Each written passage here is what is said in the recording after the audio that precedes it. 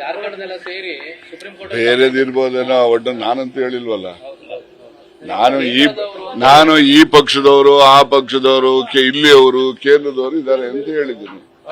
ಹೌದಲ್ಲ?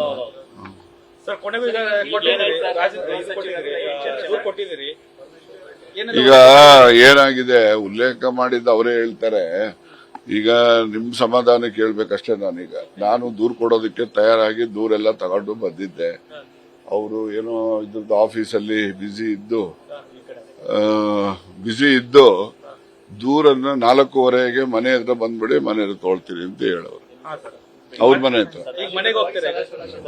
ಸದಾಶಿವರ ಮನೆಗೆ 4:30ಗೆ ಬರ್ಲಿಕ್ಕೆ ಹೇಳಿದರೆ ಆಗ ದೂರನ್ನ ಕೊಡ್ತೇನೆ.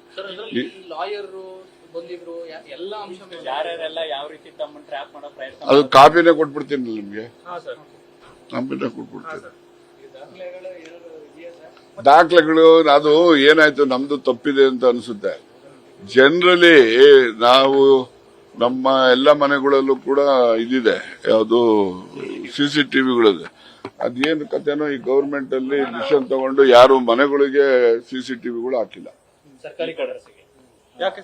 ಏನಕ್ಕೆ ಹಾಕಿಲ್ಲ ಗೊತ್ತಿಲ್ಲ. ನಾನು ಇದಾದ್ಮೇಲೆ ಚೆಕ್ ಮಾಡಿದ್ದು. ಆಮೇಲೆ ಏನಪ್ಪಾ ಇದು ಅಂದ್ರೆ, ಇಲ್ಲ ಸರ್ ಯಾರು ಮನೆಗಳಿಗೆ ಹಾಕಲ್ಲ ಸರ್ ಅಂತ. ಸರಿ, ಇನ್ನೇನ್ ಮಾಡೋದು ಅಂತ ಹೇಳಿ, that is a lapse on our part. So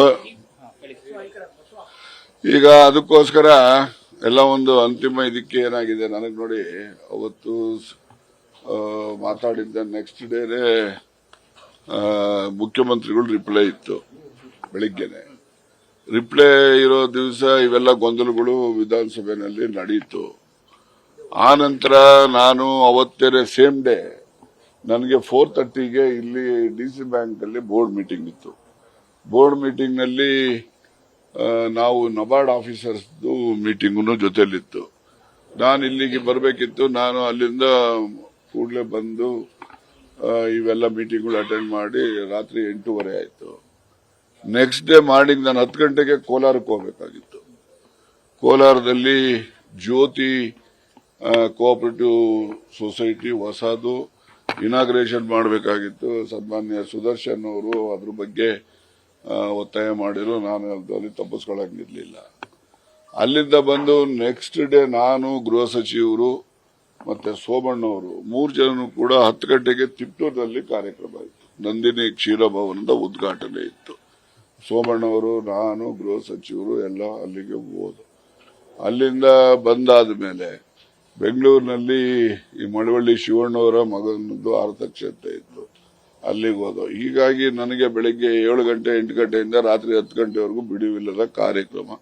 ಅದಾದ ನಂತರ ನಿನ್ನೆ ತಿರ್ಗಾ ಬೆಳಿಗ್ಗೆನೆ ನಾನು ಇದಕ್ಕೆ ಹೋಗ್ಬೇಕಾಯ್ತು. ಎಲ್ಲಿಗೆ? ತುರುವೇಕೆರೆಗೆ. ತುರುವೇಕೆರೆನಲ್ಲೂ ಕೂಡ ಒಂದು ವಾಣಿಜ್ಯ ಬಿಲ್ಡಿಂಗ್ ಇನಾಗ್ರೇಷನ್ ಇತ್ತು. ನಾನು ಅಲ್ಲಿ ಹೋಗ್ಬಿಟ್ಟೆ.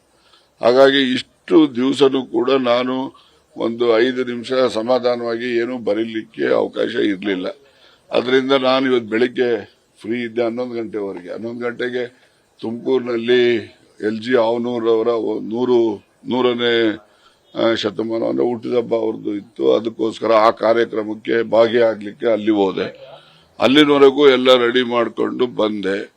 ಗೃಹ ಮಂತ್ರಿಗಳು ಎಲ್ಲಿದ್ದಾರೆ ಅಂತ ಹೇಳಿ ಪತ್ತೆ ಮಾಡಲಾಗಿ ಅವರು ಇಲ್ಲಿ ಸಿಗ್ತಾರೆ ಅಂತ ಹೇಳಿದ್ರು. ಅದಕ್ಕೆ ಇಲ್ಲಿ ಬಂದೆ ಕೊಡ್ಲಿಕ್ಕೆ. ಈಗ ಅವರು ಅಧಿಕಾರಿಗಳು ಅವರ ಕಾಲೇಜ್ನಲ್ಲಿ ಚರ್ಚೆ ಮಾಡ್ತಾ ಇದ್ದಾರೆ. ಅವ್ರ ಜೊತೆನಲ್ಲಿ ಇದ್ರ ಬಗ್ಗೆ ಒಂದು ಕೆಲಸ ಮಾಡೋಣ, 4:30ಗೆ ಮನೆಗೆ ಬಂದ್ಬಿಡಪ್ಪ ಅಂದ್ರು. ಆಯ್ತು ಬರ್ತೀನಿ ಅಂತ ಹೇಳಿ ಬಂದಿದ್ದೀನಿ. ಇಷ್ಟು ನಡೆದಿರೋದು. ನ್ಯೂಸ್ ಫಸ್ಟ್, ನಿರ್ಭೀತಿಯಿಂದ ನಿಮ್ಮ ಪರವಾಗಿ.